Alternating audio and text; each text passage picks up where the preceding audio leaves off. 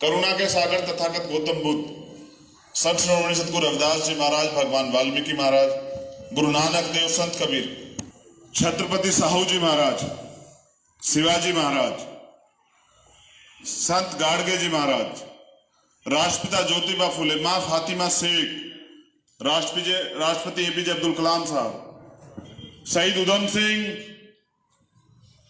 शहीद भगत सिंह, परम पूजनीय बाबा साहब डॉक्टर भीमराव अंबेडकर और मेरे आदर्श, मेरे गुरु, हरिद्वार ही नहीं पूरे देश के चप्पे चप्पे में पैदल साइकिल पे यात्रा करके इस देश के शोषित वंचित समाज को राजनीतिक ताकत देने वाले, राजनीतिक ताकत का एहसास कराने वाले, बहुजन समाज बनाने वाले मान्यवर साहब श्री काशीराम जी को नमन करते हुए मैं अपनी बात की शुरुआत करता हूं। ये नौजवान जो खड़े हैं ना, देखो मैं एक शायरी कहता हूं सिर्फ तुम्हारे लिए कि संघर्षों के साए में घनघोर जवानी पलती है और इतिहास उधर झुक जाता है जिस ओर जवानी चलती है। तो जवानी पे देश निर्भर होता है, प्रदेश निर्भर होता है, जवानी पे वजूद निर्भर होता है। जिस कौम का, जिस समाज का नौजवान जीते जी समाज की लड़ाई नहीं लड़ता, वो जीते जी भी मरे के समान होता है। और जो जीते जी समाज की लड़ाई लड़ता है, हक अधिकार की लड़ाई लड़ता है, वो मरकर भी अमर हो जाता है। इसलिए मैंने नौजवानों को जिम्मेदारी दी। ये कोरे कागज थे जब ये मुझसे मिले, बिल्कुल कोरे कागज।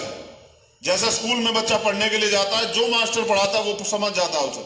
अगर मास्टर उसको गलत पढ़ाएगा तो बच्चा गलत सीखेगा, मास्टर उसको सही पढ़ाएगा तो बच्चा सही सीखेगा, मास्टर उसको चोरी करना सिखाएगा तो वो चोरी करेगा, मास्टर को ईमानदारी सिखाएगा तो ईमानदार रहेगा।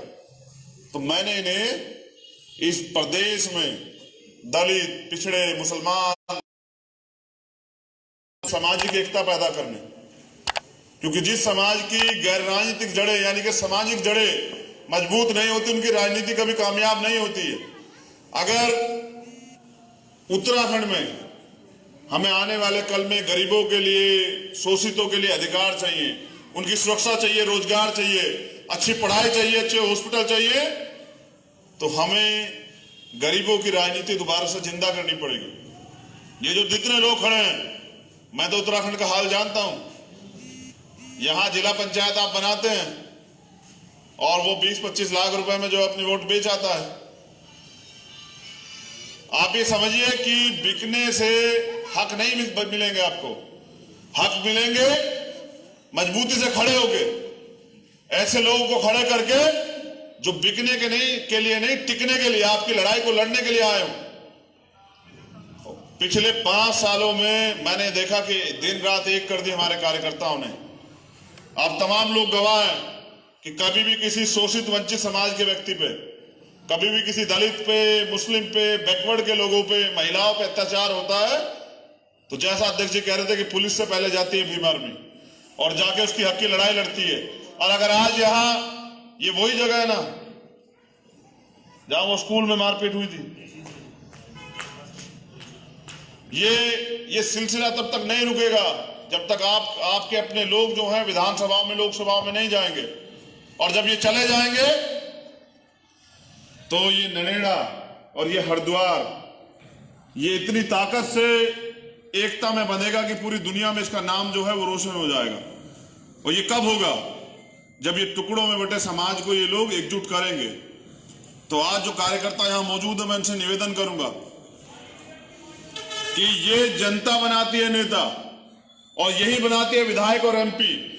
और आपको करना क्या है कि इनके सुख दुख में खड़े रहना है, इनकी बात को सुनना है, इनके सुख दुख को दूर करना, इनके दुखों को दूर करना है और इनके हक की लड़ाई को लड़ना है और आपसी भाईचारा पैदा करना है। क्योंकि ये भारतीय जनता पार्टी की सरकार है ना, इन्होंने आपसी भाईचारा तोड़ दिया है और जब भाईचारा नहीं रहेगा तो कोई किसी के सुख दुख में कैसे खड़ा होगा।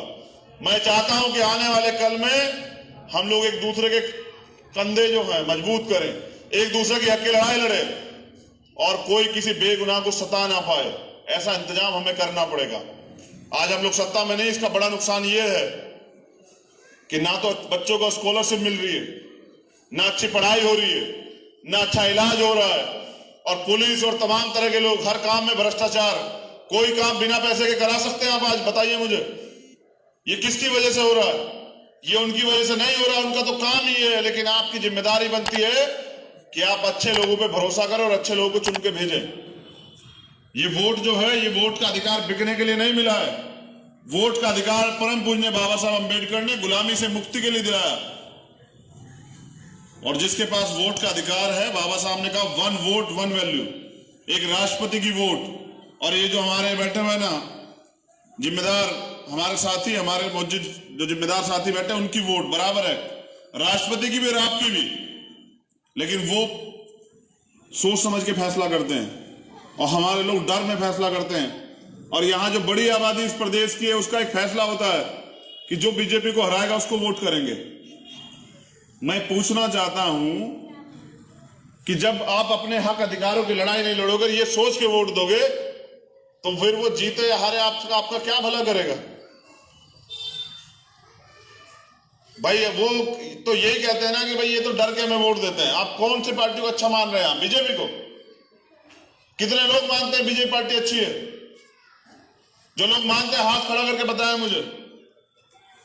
और जो लोग ये मानते हैं कि कांग्रेस बहुत अच्छी है, वो भी हाथ खड़ा करें। और मैं ये बताना चाहता हूं कि पिछली बार जो पूरी कांग्रेस थी, वही इस बार बीजेपी है। इनका कोई वैचारिक लड़ाई नहीं है। इस देश में जो तमाम तरह की नीतियां चल रही है, कोई कहता है हिंदू राष्ट्र बनाएंगे, कोई कहता है कुछ बनाएंगे, और ये कहते हैं कि भारतीय संविधान को खत्म कर देंगे। मैं इस देश के, इस प्रदेश के दलितों नौजवानों से पूछना चाहता हूं, अगर संविधान खत्म हो जाएगा तो क्या आपको कोई अधिकार रहेगा? अगर संविधान खत्म हो जाएगा तो इस आजादी से यहां खड़े हो पाओगे? संविधान खत्म हो जाएगा क्या बहनों को सम्मान का जीवन जीने का अधिकार मिलेगा? संविधान खत्म हो जाएगा क्या पढ़ने का अधिकार मिलेगा, सरकारी नौकरी का अधिकार मिलेगा? और जो जुल्म जाति आप लोग सहते हो, क्या उसके खिलाफ कोर्ट जाने का, पुलिस के पास जाने का अधिकार बचेगा? वो व्यवस्था लागू हो जाएगी जहां इस देश के 85% बहुजन समाज को कोई अधिकार नहीं था। इसलिए मैं चाहता हूं कि आप हमें ये एकता इस प्रदेश में बनानी चाहिए। ये हमारा प्रदेश है। और जब हम इस लड़ाई को यहां से ले जाके दिल्ली तक लड़ते हैं,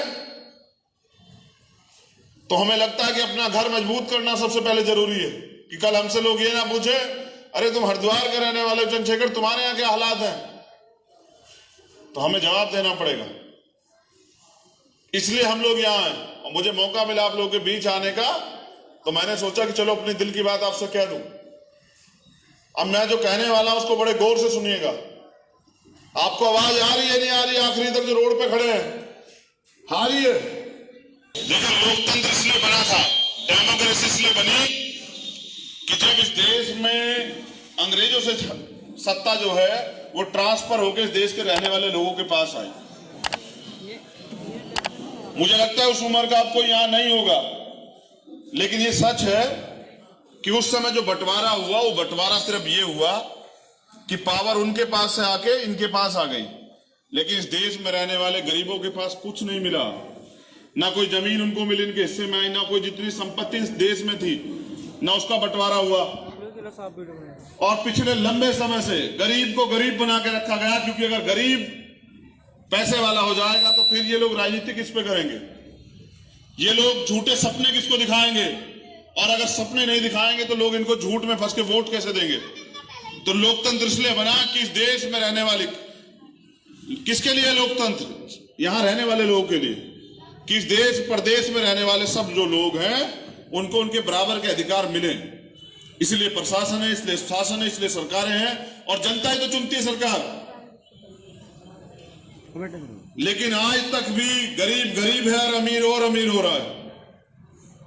ये इसलिए हो रहा है क्योंकि गरीब जो है वो लोकतंत्र में, राजनीति में नहीं पहुंचे हैं। उसका बड़ा प्रमाण यह है कि आज किसान नेता संसद में नहीं है तो किसानों के खिलाफ कानून बन रहे हैं। और ये सरकार इतनी निकम्मी है कि किसान आंदोलन कर रहे हैं, लेकिन सरकार को कोई फर्क नहीं पड़ रहा है। तो जैसा मैंने बताया कि देश की जो गरीबी, एक गरीबी वाली आबादी है, उनको भी अच्छी सुविधाएं मिले, इसलिए लोकतंत्र बना कि ये जनता की सरकार बनेगी और जो जनता चाहेगी वो होगा। लेकिन आज वो हो रहा है जो सरकार चाहती है।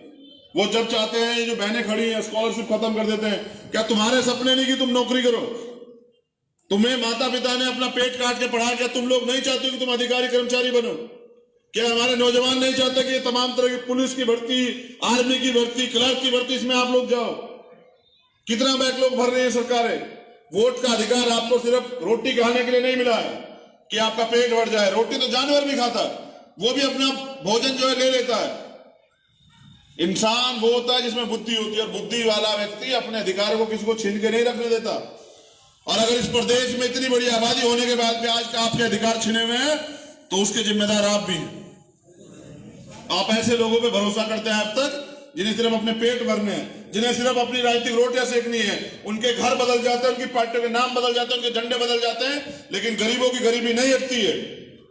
हमें नहीं पता है। मैं एक गरीब परिवार से आता हूं। मेरे फादर जो है हेडमास्टर थे प्राइमरी स्कूल में, और मैंने देखा वो बहुत बच्चों को डांटते थे। वो सोचते थे कि ये बच्चे पढ़ लिख के कामयाब हो जाएं, और जब तक उनका जीवन रहा वो इस काम को निभाते रहे। उन्होंने मुझे समझाया कि देखो भाई, चंद्रशेखर, पढ़ तो तुम लोगे, नौकरी भी कर लोगे और तुम बड़े आदमी बन जाओगे, लेकिन इससे समाज का कुछ नहीं बदलेगा। अगर तुम चाहते हो कुछ करना तो फिर इनके लिए कुछ काम करो। तब मैंने अपने साथियों के साथ ये बीड़ा उठाया कि जिन लोगों ने हमारे लोगों के साथ धोखा किया, अब उन लोगों को हटा के हमें अच्छे लोग यहां बिठाने हैं जिससे गरीबों का काम चले। अब जो लोगों को रोजगार नहीं मिल रहा, उनके घर कैसे चलते हैं? माँ बाप कैसे लाते फीस के पैसे? क्या तुम्हें नहीं पता है? माँ बाप शादियों के पैसे कैसे अरेंज करते हैं उधार लेके? क्या हमें नहीं पता है?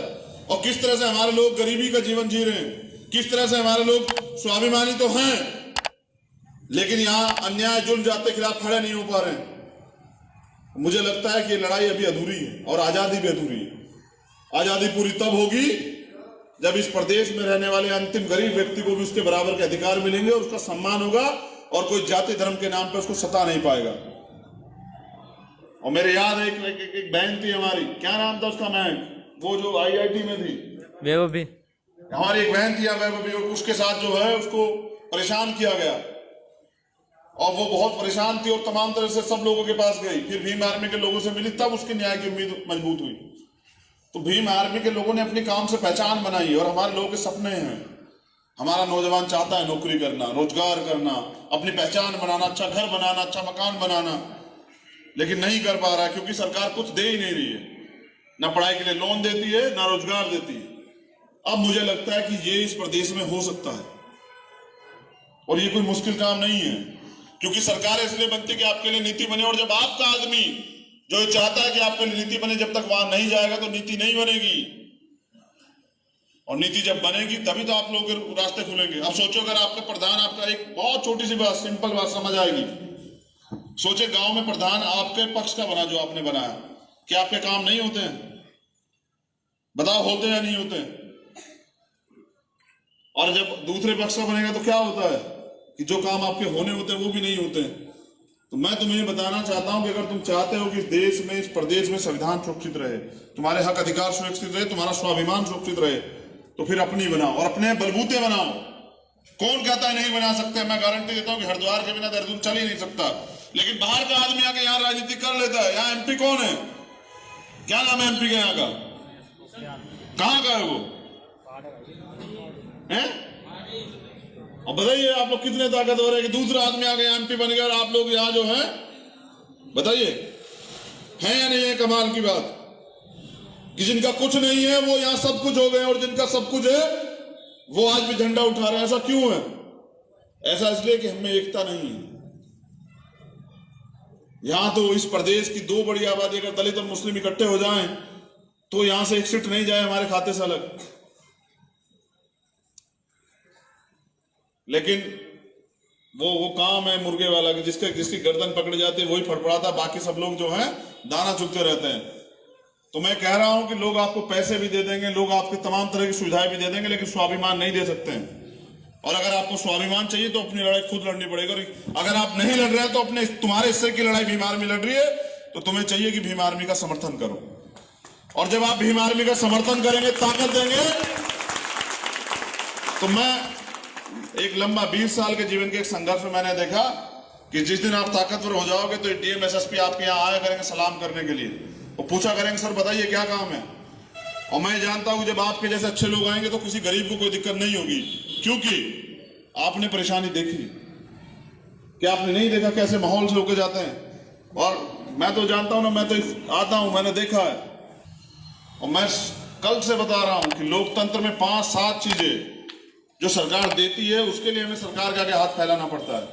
सरकार की जिम्मेदारी इसलिए नहीं बना कि वो आपके ऊपर राज करे और नेता कहे चुनाव से पहले तो आपके बीच में आपके पैर पकड़े और कहे दादी, चाची, बहन, अम्मा, भाई वोट दे देना, और चुनाव के बाद आप नेताजी के घर जाए और नेताजी कहे नेताजी तो यहाँ है ही नहीं, और फिर नेताजी आपको बताएं आप है कौन। आपको तय करना पड़ेगा कि जो लोग बिना किसी राजनीतिक स्वार्थ के बगैर आपके साथ खड़े थे, कल अगर उनको ताकत मिलेगी कि आपके काम होंगे या नहीं होंगे। जब आपके जैसा भाई बैठेगा विधानसभा में जाके, क्या आपके हक की बात होगी नहीं होगी?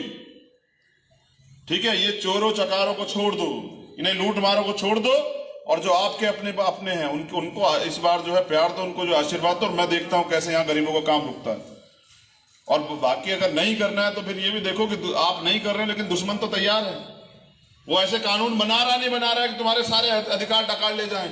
वो ले आता है CA NPR NRC, जो लोग वहां तक खड़े हमारे, और कहता है इनकी नागरिकता चेक करवाओ। अब सोचो संसद में अगर आपके लोग होते तो क्या वो कानून बन पाता? तो रोटी खाने से ज्यादा जरूरी है अपनी हक की लड़ाई लड़ना। और अगर नहीं लड़ोगे तो मैं नौजवानों से कहना चाहता हूं वो दिन दूर नहीं है। सब एक बार सोच के देखो, पढ़े लिखे नौजवान कितने हैं जो हाई स्कूल पास हो जाए? हाल हुआ एक बार? बहुत अच्छा, एक बार नीचे करो। तुम पढ़े लिखे समझदार हो, बस ये बताओ, सोचो आज संविधान हट गया है, क्या कोई हमें यहां खड़े होने देगा?